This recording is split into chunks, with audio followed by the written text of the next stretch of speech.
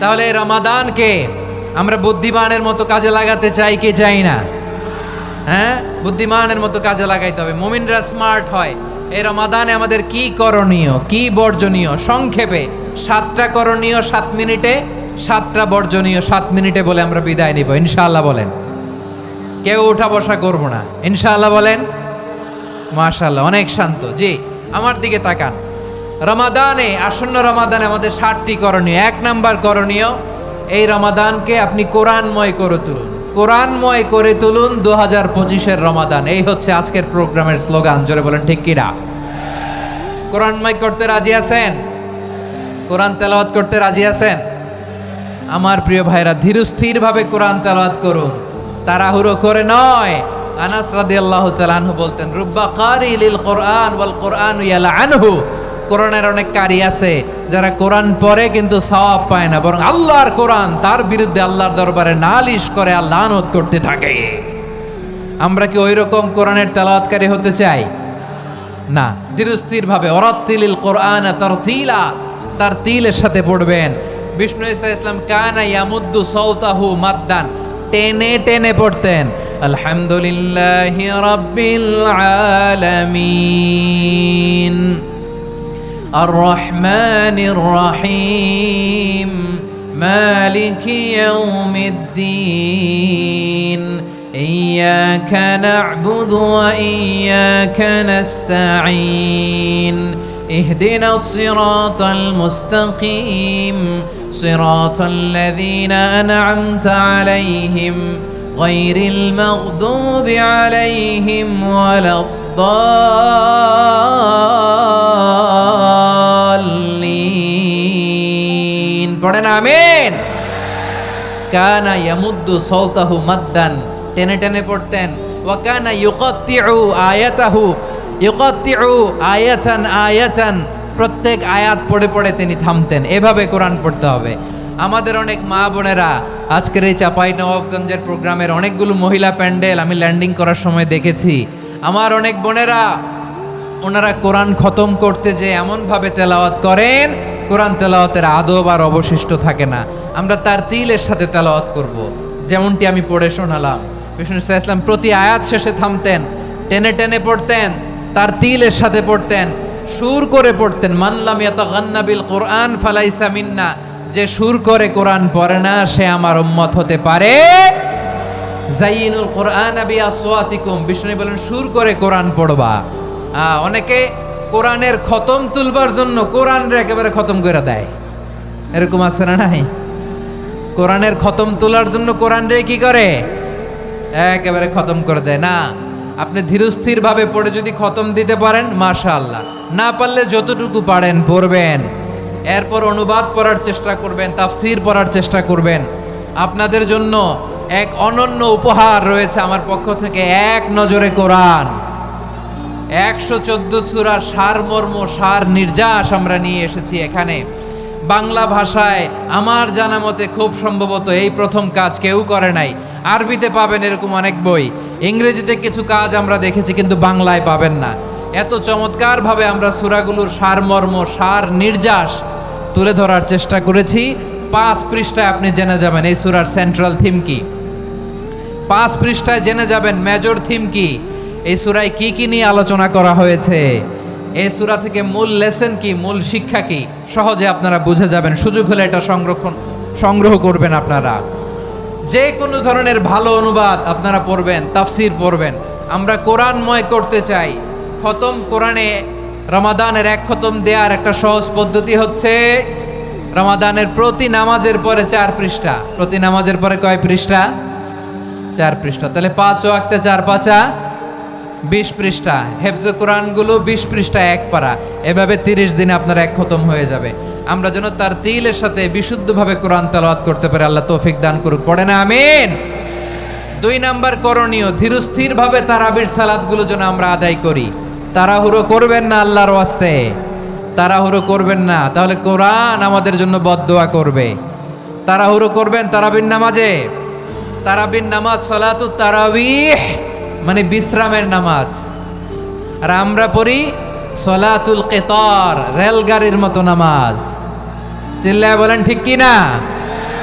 না, এরকম করবেন না। ইমাম সাহেবদেরকে আশ্বস্ত করুন যে ইমাম সাহেবরা আমরা পিছনে আসি আপনাদের সাথে, আপনি আস্তে আস্তে পড়েন, তার তিলের সাথে পড়েন, ধীরস্থিরভাবে তারাবির সালাত পড়বেন। সারা বছর এই সুযোগ হয় না দাঁড়িয়ে কোরআন শোনার, এরকম আয়োজন ব্যবস্থাপনা সারা বছর আর আমরা পাই বলেন তো? না। তারাবির সালাতের রাকাত বিতর্ক এড়িয়ে চলুন, রাকাত নিয়ে বিতর্ক করবেন না।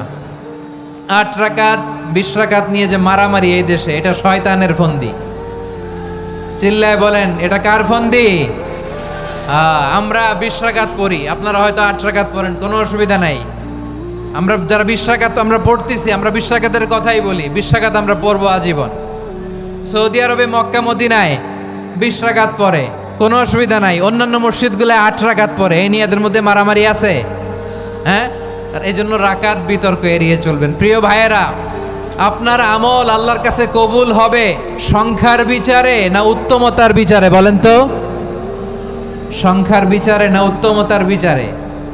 উত্তমতার বিচারে। কত চমৎকার ভাবে আপনি আল্লাহর সামনে দাঁড়াতে পারছেন এটা বিবেচ্য। রুকু সেজদাগুলো সুন্দরভাবে করবেন, রুকু থেকে সোজা হয়ে দাঁড়ানো ওয়াজিব, 2 সেজদার মাঝখানে সোজা হয়ে বসা ওয়াজিব। এই তা'দিলুল আরকান বাদ দিলে হানাফি মাযহাব মতে সৌ সেজদা দিতে হবে, অন্য মাযহাব মতে নামাজই হবে না, আপনার নামাজই হবে না। এই জন্য ধীরস্থির ভাবে তারাবির সালাত যেন আমরা আদায় করি। পারা যাবে তো ইনশাআল্লাহ? 3 নাম্বার, তাহাজ্জুদের সালাত আদায় করুন। বছরের অন্য সময় উঠতে পারি না, অনেকে বলে হুজুর উঠতে পারি না, কিন্তু রমাদানে সাহারি খাওয়ার জন্য তো ওঠাই লাগে। কি বলেন, সাহারি খান আপনারা? হ্যাঁ, খান না? খান কে কে দেখি তো? মাশাআল্লাহ মাশাআল্লাহ। এই সুন্নত পালনের জন্য 1 নাম্বার। মাশাআল্লাহ, ঠিক আছে, পালন করবেন। আল্লাহর হাবিব বলেন তাসাহহারু ফা ইন্না ফিস সাহুরি বারাকা, তোমরা সাহারি খেও, কেননা সাহারির ভেতরে বরকত ঢুকায় দিয়েছে কে? একটা খেজুর 1 গ্লাস পানি খেলেও সারা দিন আপনাকে তরতাজা রাখে কে? তো সাহারির জন্য যেহেতু উঠতেই হয়, সাহারি খাওয়ার আগে বা পরে 2 রাকাত 4 রাকাত তাহাজ্জুদ পড়া যাবে না? রব্বুল আলামিন বলেন ওয়ামিনাল লাইলি ফাতাহাজ্জাদ বিহি নাফিলাতান লাকা আসা আইয়াবআসাকা রাব্বুকা মাকামান মাহমুদা। ও নবী, রাতের কিছু অংশ সময় তাহাজ্জুদের সালাত আপনি আদায় করবেন, কারণ এই তাহাজ্জুদ হলো আপনার জন্য নাফিলাতাল লাক, অতিরিক্ত ফরজ। আপনাকে মাকামে মাহমুদে অধিষ্ঠিত করবে কে? এজন্য যারা সম্মানিত হতে চান, সম্মানের আসনে যেতে চান, তাদের জন্য তাহাজ্জুদ অবধারিত। আমরা রমজানে সাহারির আগে তাহাজ্জুদ পড়তে চাই কি চাই না? এই নামাজটারে আল্লাহ বড্ড ভালোবাসেন। কেন জানেন? কারণ গভীর ঘুমকে স্যাক্রিফাইস করে আমরা এই নামাজ পড়ি। ঘুমের আরবি জানা আছে কারো? ঘুমরে আরবিতে কি বলে? অনেকগুলো আরবি আছে। একটা আরবি হচ্ছে নুআস, তন্দ্রা, তন্দ্রা, আমানাতান নুআসা কোরআনে এসেছে। আরেকটা আছে ঝিমুনি, ঝিমুনি, এইভাবে ঝিমুনি আসে ঘুমের আগে, এটারে বলে সিনা। এটারে কি বলে? সিনা। স্বাভাবিক ঘুমকে আরবিতে বলে নাউম। স্বাভাবিক ঘুমকে কি বলে? এই সিনা আর নাউমকে আল্লাহ এক আয়াতে এনেছেন, লা তাখুযুহু সিনাতু ওয়ালা নাউম। আল্লাহর তন্দ্রা নাই, ঘুম নাই, ঘুমের আগে যে তন্দ্রা আছে ওইটাও নাই। তাহলে নুআস, সিনা, নাউম পেলাম। আরেকটা ঘুমের আরবি হচ্ছে হুজুদ। চাপাই নবাবগঞ্জ আওয়াজ করে বলেন, আরেকটা ঘুমের আরবি কি? হুজুদ। এটা মাঝরাতের ঘুম, শেষ রাতের ঘুম, যেই ঘুমটা বড্ড মজা লাগে। কাঁথা টেনে টেনে, ব্ল্যাঙ্কেট টেনে টেনে আরেকটু ঘুমাইতে মন চায়, আরেকটু, আর 1 মিনিট, আর 2 মিনিট, এরকম একটা মজার ঘুম শেষ রাতে আছে না নাই? এই শেষ রাতের ঘুম, এই হুজুদের ঘুমকে স্যাক্রিফাইস করে যেই সালাত পড়া হয়, ওই সালাতের আরবি নাম হচ্ছে সলাতুল হুজুদ বা সলাতুত তাহাজ্জুদ। চিল্লায় বলেন আল্লাহু আকবার। এজন্য আল্লাহ তাআলা এই তাহাজ্জুদের সালাতকে এত পছন্দ করেন। পড়বেন তো রমাদানে? 4 নম্বরে মুক্ত হস্তে দান করুন, মুক্ত হস্তে দান করুন। ওয়ামা আতাইতুম মিন যাকাতিন তুরিদুনা ওয়াজহাল্লাহি ফাউলাইকা হুমুল মুদঈফুন। তোমরা মনে করো না যাকাত দিলে তোমাদের সম্পদ কমে যায়, এটা ভেবো না, বরং তোমরা আল্লাহর খুশির জন্য যে যাকাত দাও, তারপরে তোমার যে সম্পদ থাকে ওই সম্পদের মধ্যে প্রবৃদ্ধি দান করে কে? আপনি মনে করছেন দিলে কমে? চাঁপাইনবাবগঞ্জের ভাইয়ের আওয়াজ করে বলেন, দান করলে কি সম্পদ কমে নাকি বাড়ে? আওয়াজ করে বলেন, কমে না বাড়ে? বাড়ে। যেটা দান করেন, কামাসালি হাব্বা আম্বাতাত সাবআ সানাবিলা ফি কুল্লি সুমবুলাতিন মিয়াতি হাব্বা। 1 টাকা দান করলে এটা চারা বীজের মতো, রূপে দিলে 7টা শীষ, প্রতি শীষে হয় শত শস্য দানা। আল্লাহ যারে চায় এরকম বাড়ায় দেয়, প্রবৃদ্ধি দেয়। সুবহানাল্লাহ। এজন্য মুক্ত হস্তে দান করতে রাজি আছেন? আগে আগে যাকাত ক্যালকুলেট করে রাখেন। আপনার যাকাত বর্ষ যদি পরেও হয়, দেরি করেও হয়, ধরেন যে প্রতি বছর মুহররমে দেন, আপনি আগে দিতে পারবেন। যাকাত অগ্রিম আদায় করা যায়। সুবহানাল্লাহ বলেন। বিষ্ণু ইসলাম রমাদানে এত দান করতেন, কানা আজওয়াদান নাস, কিন্তু রমাদানে আজওয়াদুন নাস আজওয়াদু বিল খাইরি মিনার রিহিল মুরসালা। প্রবাহিত বাতাসের চেয়ে বিশ্বনবী আরো বদান্যতা বেড়ে যেত। প্রবাহিত বাতাস যেমনি সবাইরে বাতাস দেয়, আস্তিক নাস্তিক মুমিন কাফির সবাইকে শীতল করে দেয়, তেমনি নবীজির রমাদানের দান ছিল এমন, কেউ নবীর কাছে চেয়ে ফিরে গিয়েছে এর নজির নাই। জোরে বলেন সুবহানাল্লাহ। রমাদানে দান করব, ইফতার শেয়ার করব। কাউকে ইফতারি করালে সারাদিন রোজা রেখে তার যে সওয়াব, আপনি ইফতার করানোর কারণে আপনার আমলনামায় ওই সওয়াব আল্লাহ ঢুকায় দিবেন। পড়েন সুবহানাল্লাহ। সাহাবারা বললেন, নবী আমরা গরিব মানুষ, ইফতারি খাওয়ানোর পয়সা নাই। আল্লাহর হাবিব বললেন, ওয়ালাউ বিমাজকাতি লাবান, 1 ঢোক দুধ, ওয়ালাউ বিতামরা, 1টাও খেজুর, ওয়ালাউ বিশারবাতিমা, 1 ঢোক পানি খাইয়েও যদি কারো রোজা ভাঙাও, তারপরে ওই সওয়াব তোমার আমলনামায় দিবে কে? তাহলে মুক্ত হস্তে দান করুন, 4 নাম্বার। 5 নাম্বার হচ্ছে কদর তালাশ করুন। রমজানের সবচেয়ে দামি সময়। বিষ্ণু বলেন, মান হরিমা খাইরাহা ফাকাদ হরিম, যে কদর মিস করলো সে সব মিস করলো, হি ইজ দ্য লুজার। আচ্ছা বলেন, এই বরকতের মাসে আমরা কি লুজার হতে চাই না গেইনার হতে চাই? সবাই বলেনি, বলেন এই রমাদানে আমরা লুজার হব না গেইনার হব? ইন্না আনজালনাহু ফি লাইলাতিল কদরি ওয়া মা আদরাকা মা লাইলাতুল কদর লাইলাতুল কদরি খায়রুম মিন আলফি শাহর। পড়েন আল্লাহু আকবার। লাইলাতুল কদরি খায়রুম মিন আলফি শাহর, 1000 মাসের চেয়েও সেরা। 1000 মাসে হয় 83 বছর 4 মাস।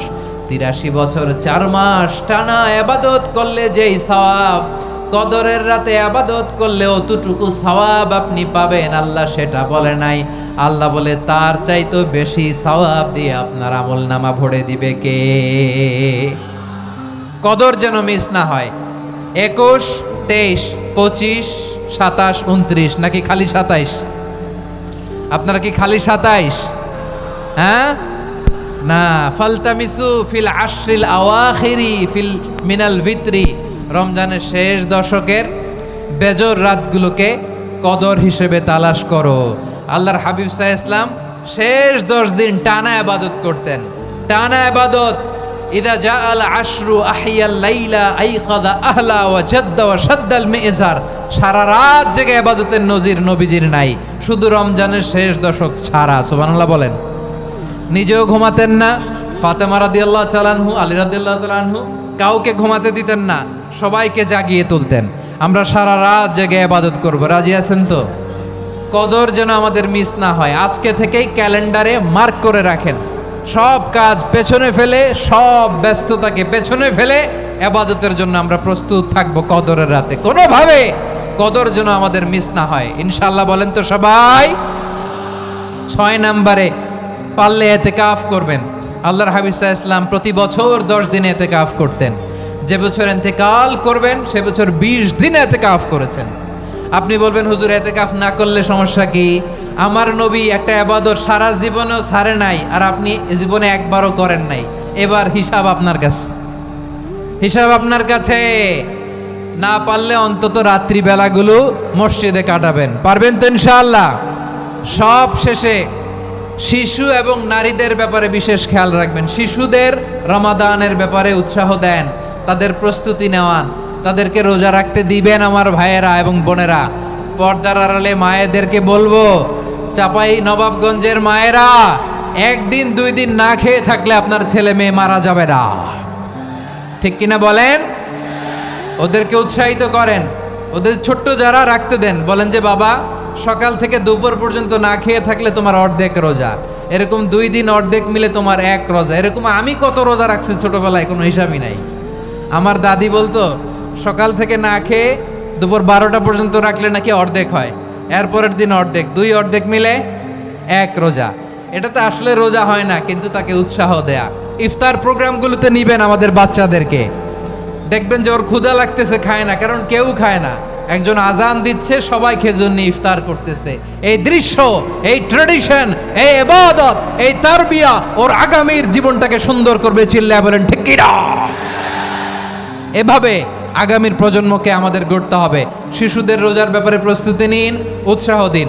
আর নারীদেরকে কষ্ট দিবেন না। সারা দিন পেঁয়াজু, আলুর চপ, বেগুনি, পাকোড়া, ছোলা, মুড়ি, শরবত, রুয়াবজা আছে না নাই, বানাতে বানাতে আমাদের বোনেরা কাহিল হয়ে যায়, আর তারাবি পড়তে পারে না, ইবাদত করতে পারে না। আমরা যেন আমাদের বোনদের প্রতি এহসান করি। পারবেন তো সবাই?